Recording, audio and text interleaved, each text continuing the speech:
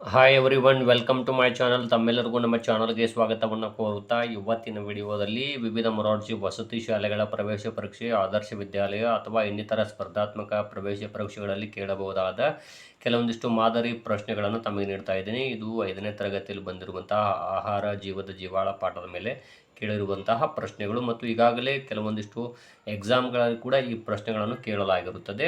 Okay, video ಪ್ರಾರಂಭಿಸೋಣ. ಅದಕ್ಕೂ ಪೂರ್ವದಲ್ಲಿ ತಾವು ನಮ್ಮ ಚಾನಲ್ ಫಸ್ಟ್ ಟೈಮ್ ನೋಡ್ತಾ ಇರೋರು ನಮ್ಮ ಚಾನಲನ್ನು ಸಬ್ಸ್ಕ್ರೈಬ್ ಆಗಿ ಅಂತ ತಿಳಿಸುತ್ತಾ, ಮೊದಲನೇ ಪ್ರಶ್ನೆ, ಇದೊಂದು ಪ್ರಾಣಿ ಮೂಲ ಆಹಾರ. ಆಪ್ಷನ್ಸ್ಗಳು: ಎ ತರಕಾರಿ, ಬಿ ಧಾನ್ಯ, ಸಿ ಹಾಲು, ಡಿ ಸೊಪ್ಪುಗಳು. ನೋಡಿ, ಇಲ್ಲಿ 4 ಆಪ್ಷನ್ಸ್ಗಳಲ್ಲಿ ಪ್ರಾಣಿ ಮೂಲ ಅಂದ್ರೆ ಪ್ರಾಣಿಗಳಿಂದ ನಮಗೆ ಸಿಗುವಂಥ ಆಹಾರ ಅಂತ ಅನ್ಕೋಬೇಕು. ಇಲ್ಲಿ ಎ ಆಪ್ಷನ್ ತರಕಾರಿ, ಧಾನ್ಯ, ಹಾಲು, ಸೊಪ್ಪುಗಳು ಅಂತಿದೆಯಲ್ಲ, ಇಲ್ಲಿ ನೋಡ್ಬೋದು ಈ ತರಕಾರಿ ಸಸ್ಯ ಮೂಲದ ಆಹಾರ, ಧಾನ್ಯ ಕೂಡ ಸಸ್ಯ ಮೂಲದ ಆಹಾರ, ಹಾಗೂ ಈ ಸೊಪ್ಪುಗಳಿದೆಯಲ್ಲ ಇದು ಕೂಡ ಸಸ್ಯಗಳ ಮೂಲದ ಆಹಾರ ಆಗಿದೆ. ಆದರೆ ಹಾಲು ಇದೆಯಲ್ಲ ಇದೊಂದು ಪ್ರಾಣಿ ಮೂಲ ಆಹಾರ. ಸೊ ಹಾಗಾಗಿ ಇಲ್ಲಿ ಸಿ ಆಪ್ಷನ್ ಆಗುತ್ತದೆ.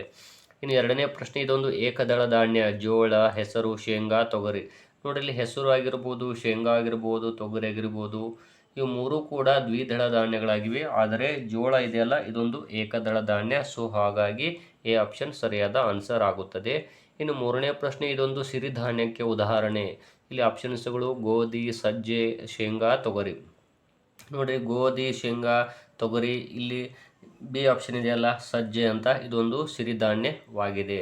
ಇನ್ನು ನಾಲ್ಕನೆಯ ಪ್ರಶ್ನೆ, ರಾಗಿ ಒಂದು ಸಿರಿಧಾನ್ಯ, ತರಕಾರಿ, ದ್ವಿದಳ ಧಾನ್ಯ ಹಾಗೂ ಎಣ್ಣೆ ಬೀಜ ಅಂತ ಇದೆ. ಇಲ್ಲಿ ನೋಡ್ಬೋದು ರಾಗಿ ಕೂಡ ಒಂದು ಸಿರಿಧಾನ್ಯ ಆಗಿದೆ. ಸೊ ಹಾಗಾಗಿ ಎ ಆಪ್ಷನ್ ಆಗುತ್ತದೆ. ಇನ್ನು ಐದನೇ ಪ್ರಶ್ನೆ, ಉಪ್ಪಿನಕಾಯಿ ಬಹಳ ಕೆಡದಂತೆ ಇಡಲು ಇಲ್ಲಿ ಏನನ್ನು ಹಾಕಿರುತ್ತಾರೆ.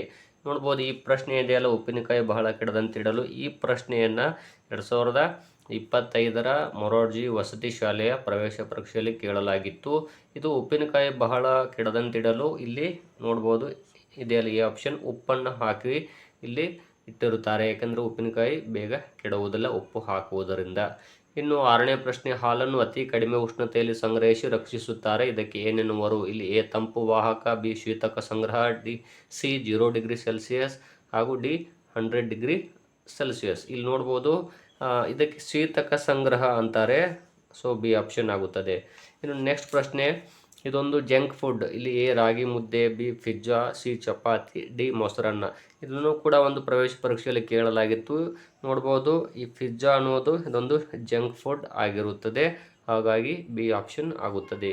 ಇವುಗಳು ಇಲ್ಲಿ ಆಹಾರ ಜೀವದ ಜೀವಾಳ ಎನ್ನುವಂತಹ 5ನೇ ತರಗತಿ ಪಾಠದ ಮೇಲೆ ಕೇಳಬಹುದಾದ, ಇದು ಮೊರಾರ್ಜಿ ಆಗಿರ್ಬೋದು, ಆದರ್ಶ ವಿದ್ಯಾಲಯ ಮತ್ತು ಮೈನಾರಿಟಿ ಮೊರಾರ್ಜಿ ಪ್ರವೇಶ ಪರೀಕ್ಷೆಯಲ್ಲಿ ಕೇಳಬಹುದಾದ ಮಾದರಿ ಪ್ರಶ್ನೆಗಳು ಮತ್ತು ಅದರೊಂದಿಗೆ ಇನ್ನಿತರ ಸ್ಪರ್ಧಾತ್ಮಕ ಪರೀಕ್ಷೆಗಳಿಗೂ ಕೇಳಬಹುದಾಗಿರುತ್ತದೆ ಅಂತ ಹೇಳ್ತಾ ಇದ್ದೀನಿ.